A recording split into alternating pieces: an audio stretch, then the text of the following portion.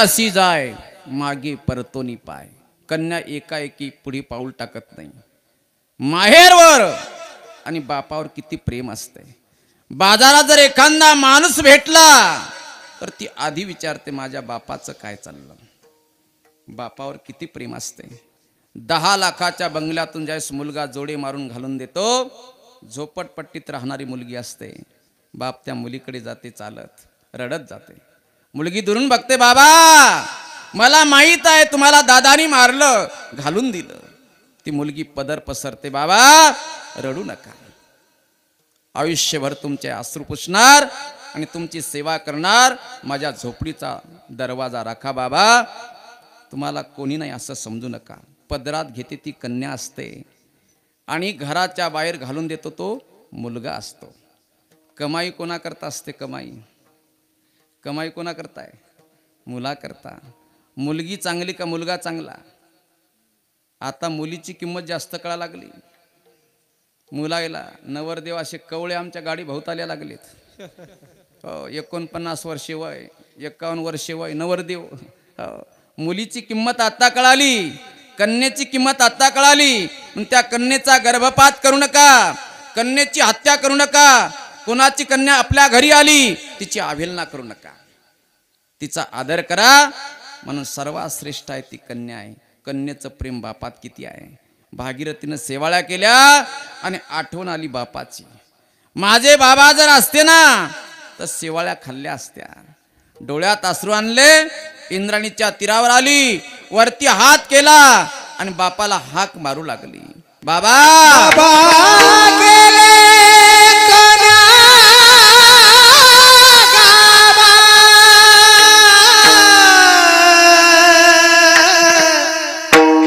भागीरथी करी दावा रे, हे बाबा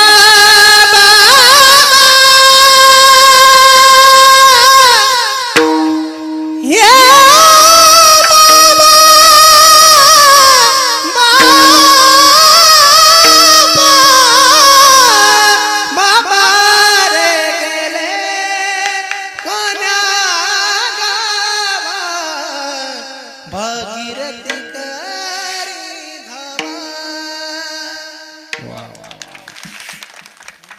वरती हात केला, हाक मारली, बाबा.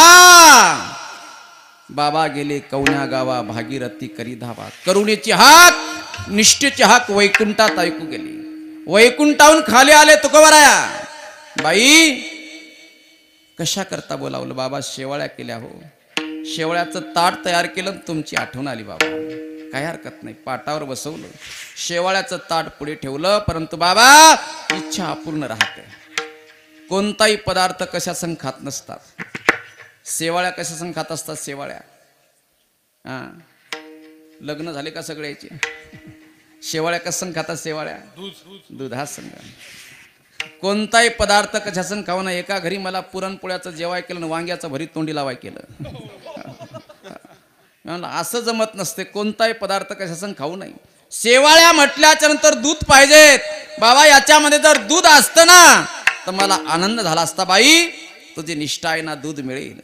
वेलेश्वराचं मंदिर होतं, दगडाचा नंदी होता. दगडाच्या नंदीवर हात ठेवला, वेलेश्वराचं पूजन केलं आणि दगडाच्या नंदीतून दूध काढलं. दुधानंदीचे काढिले, दुधानंदीचे काढिले, दुधानंदीचे काढिले, दुधानंदीचे काढिले. येला स्वराज्य तुझले, येला स्वराज्य तुझले. दुधानंदीचे काढिले, दुधानंदीचे काढिले, तिचे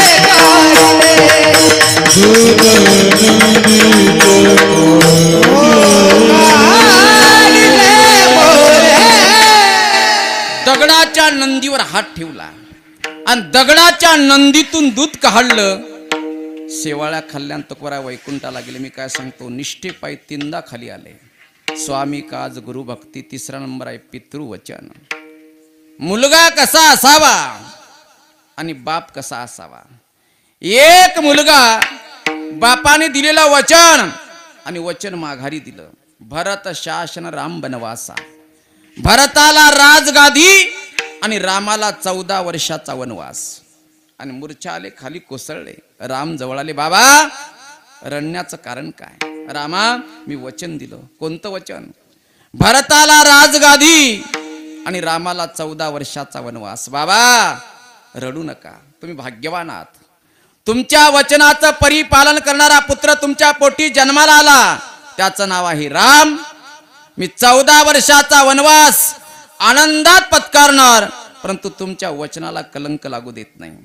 ही सूर्यवंशाची रीत आहे. रघुकुल रीत सदा चली आई. प्राण जाय पर वचन जाय. प्राण गेला तरी चालेल, परंतु तुमच्या वचनाला कलंक लागू देत नाही. एक मुलगा बापाचं वचन पालन करण्याकरता 14 वर्षाच्या वनवासात जातो. आणि एक बाप, लक्षात ठेवा, मुलाचा विरह सहन होत नाही, प्राण सोडतो. रथ परत आल्याच्या नंतर दशरथाने विचारलं, माझा राम कुठे सोडला? सुमंताने सांगितलं, महाराज जो राम सोन्याच्या मंचकावरती निद्रा घेत होता, सोन्याच्या ताटात जेवत होता, तो राम आज अरण्यामध्ये तृणाचं अंतरुण करून धोंडा उशाला घेऊन निद्रा घेतो. महाराज हा शब्द ऐकला बापाने आणि रथाच्या चाकावर डोकं ठेवलं. तात तात पुनिमात कही राम राम राम हा शब्द काढला आणि राजा दशरथाने प्राण सोडला. बाप कसा असावा? दशरथासारखा. आणि पुत्र कसा असावा? रामासारखा. विठोबा रुक्माई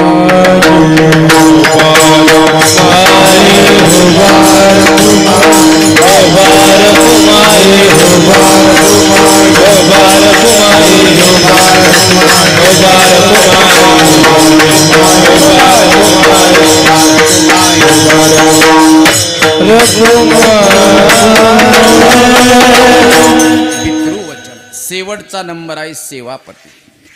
स्त्रियांच्या जीवनातील खरा देव कोणता आहे?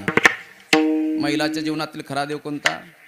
डॉक्टर साहेब, मालक. लक्षात ठेवा, खरा देव असेल तो मालक आहे. स्त्रियामध्ये 5 प्रकार पडतात: बायको, पत्नी, पतिव्रता, सती आणि प्राणेश्वरी. असे किती प्रकार? 5. बायको, पत्नी, पतिव्रता, सती आणि प्राणेश्वरी. आता बायको कोणाला म्हणायचं? मालक येण्याच्या आधी चांगली भाजी करून जेवून मोकळी होते. आणि मालक आल्यावर म्हणते माझं पोट दुखायला तुम्ही जेवण भांडे घासून ठेवा. तिला काय म्हणायचं, बायको आपापलं तपासा. आता बायको पत्नी मालकाचं पतन होऊ देत नाही. तिला काय म्हणतात, पत्नी. पतिव्रता मालकाच्या आज्ञेत वागते. पतीच्या व्रता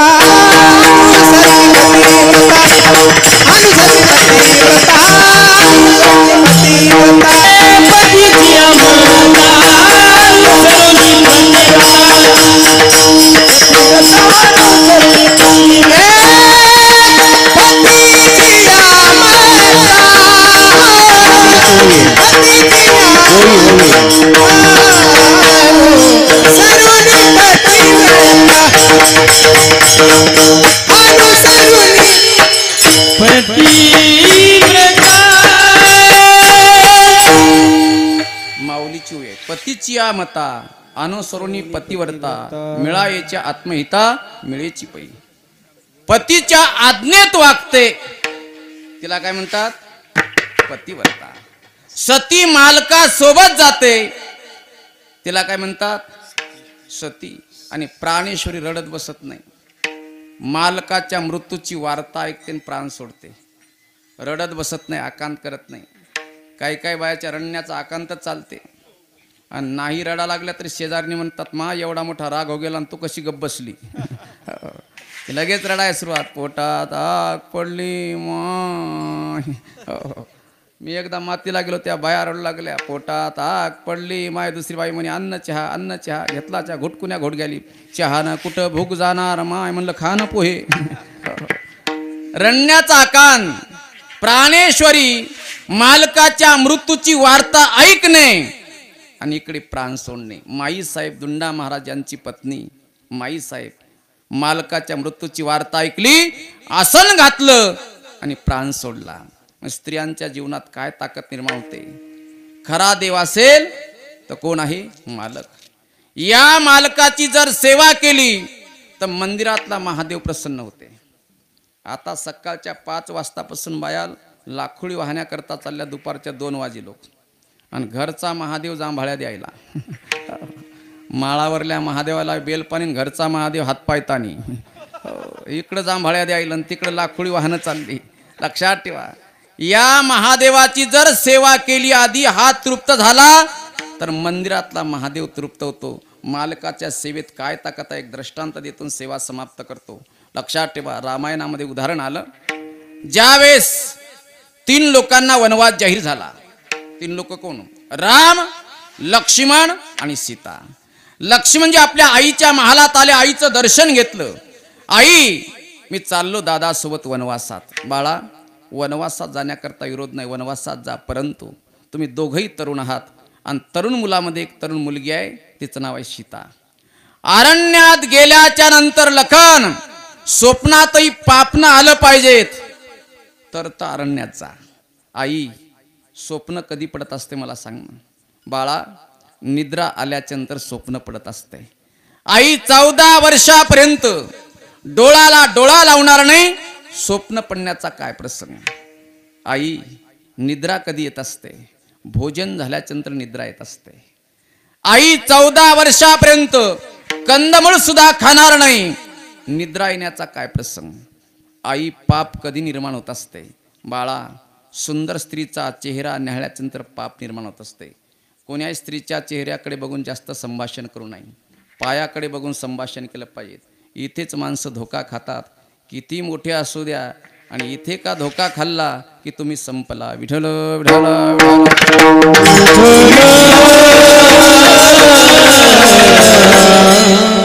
चौदा वर्षापर्यंत माझ्या भाभीच्या चरणाची सेवा करणार, 14 वर्षे माझ्या भाभीचं मुख नाही बघणार.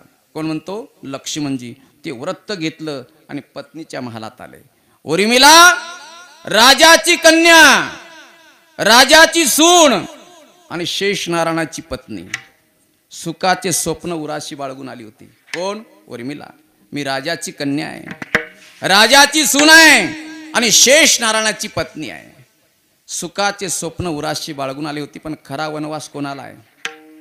खरा वनवास उर्मिलेला आहे का सीतेला? उर्मिला. मालक सोबत असताना वनवास नसते, मालकाला सोडून राहणे वनवास. लक्षात ठेवा. आज देशाच्या रक्षणाकरता महान महान वीर धारातीर्थी पडतात. काल परवा सोनकाचा एक गोरे नावाचा मुलगा वीर धारातीर्थी पडला. अमोल, लक्षात ठेवा, अमोल गोरे 4 वर्षाचा मुलगा आणि एक तरुण माझी बहीण विधवा झाली, जिनं देशाकरता कुंकू दान केलं. लक्षात ठेवा, त्या आईचा खरा त्याग आहे. खरा त्याग त्या आईचा, ज्या बहिणीने देशाकरता आपलं कुंकू दान केलं, ज्या माईने पोटाचा गोळा दान केला, त्या आईचा खरा त्याग असतो.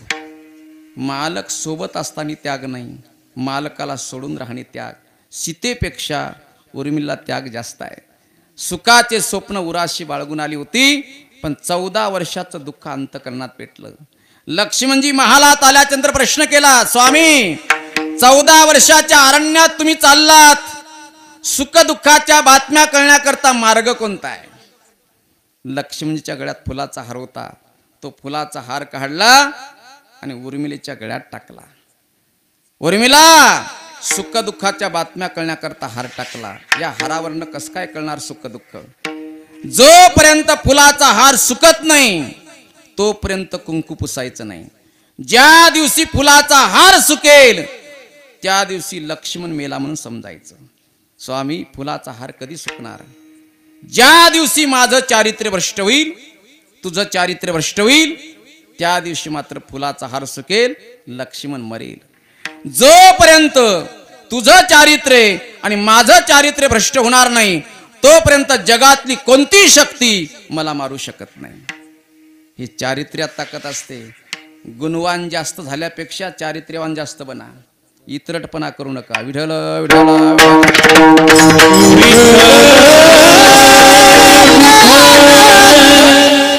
गुणवान विद्वान जास्त झाल्यापेक्षा चारित्र्य संपन्न आदी बना. गाडगे बाबा विद्वान नव्हते पण चारित्र्य संपन्न होते. लक्षात ठेवा. म्हणून आज देशाच्या नकाशावर त्यांचं नाव आहे. माणसानी गुणाला सद्गुणाची जोड दिली ना, त्याला विशेष शोभा येत असते. आणि गुणाला दुर्गुणाची जोड दिली, लक्षात ठेवा, त्या गुणाचा सत्यानाश होत असते. म्हणून मी काय सांगतो, काय चिंतन चाललं? जोपर्यंत तुझं चारित्र्य आणि माझं चारित्र्य भ्रष्ट होणार नाही तोपर्यंत जगातली कोणती शक्ती मला मारू शकत नाही. स्वामी, तुम्ही 14 वर्षाच्या अरण्यात चालला हो, शेवटचं माझं दूध तरी घेऊन जा. उर्मिला दुधाच्या माठाकडे निघाल्या. गरम गरम दूध तयार केलं, गिलासात दूध घेतलं, गोडंबी टाकली. 14 वर्षाचं दुःख अंतकरणात पेटलं होतं आणि दुधाचा गिलास घेऊन मालकाकडे निघाली. लक्ष्मणजीनं बघितलं, राम रथावर विराजमान झाले. आता जर दुधाचा स्वीकार करतो, माझ्या जीवनातला राम जाते. मी माझ्या संसाराला लात मारणार, परंतु जीवनातला राम नाही जाऊ देणार. लक्ष्मणजी धावत निघाले रथाकडे. उर्मिला उंबरट्यावर उभी राहिली. दुधाचा गिलास हातात होता. कंपाळाला हात लावला. देवा, वनवास असावा तर एवढाही नसावा. वनवासाचा अंत झाला. शेवटचं दूध सुद्धा माझ्या मालकाला हातचं मिळू दिलं नाही. मी एवढं पाप केलं का? पण मी उर्मिला आहे. जोपर्यंत माझे मालक परत येत नाहीत, दुधाचा गिलास घेत नाहीत, दूध प्राशन करत नाहीत, तोपर्यंत उंबरट्याच्या खाली उतरत नाही, दुधाचा गिलास खाली ठेवत नाही आणि 14 वर्षापर्यंत दुसरीकडे नजर जाऊ देत नाही. हे व्रत कोणी घेतलं? उर्मिलाने. 14 वर्षापर्यंत दुधाचा गिलास हातात घेऊन उंबरट्यात उभी होती. 14 वर्षे दुधाची वाफ चालू होती. किती वर्षे? 14 वर्षे दूध नासलं नव्हतं. आता सकाळचं दूध किती वाजता नासते? 9:30चं दूध 10:30ला खलास. गंगे, दूध नासलं ग. काहून नाही नासणार? हन्न मालकाला सराटी. 14 वर्षे दूध नासलं नाही. लक्ष्मणजी अरण्यातून आल्यानंतर पहिल्यांदा आपल्या पत्नीकडे आले, दुधाचा गिलास घेतला आणि पत्नीचं व्रत सोडलं. कळालं की आपली पत्नी पतिव्रता आहे. याला काय म्हणतात? मालकाबद्दल असणारी निष्ठा. म्हणून स्वामी काज गुरु भक्ती पितृवचन सेवापती यांनी सांगितलं, महाराज आम्हाला देवाची सेवा करायची, देवाची सेवा करण्याची गरजच नाही. यांची सेवा केली, ती सेवा कोणाला पावन झाली? हीच विष्णूची महापूजा, अनुभव नाही तुझा. महाराज एखादा दुसरा मार्ग कोणता आहे? सत्य बोले मुखे दुखवी अनेकाच्या दुःखे. वाणीनं सत्य बोला, आचरण चांगलं ठेवा, दुसऱ्याच्या दुःखात सामील व्हा, हीच देवाची सेवा. याकरता काय लागतो अभंगाच्या शेवटच्या निश्चयाचे बळ, निश्चयाचे बळ,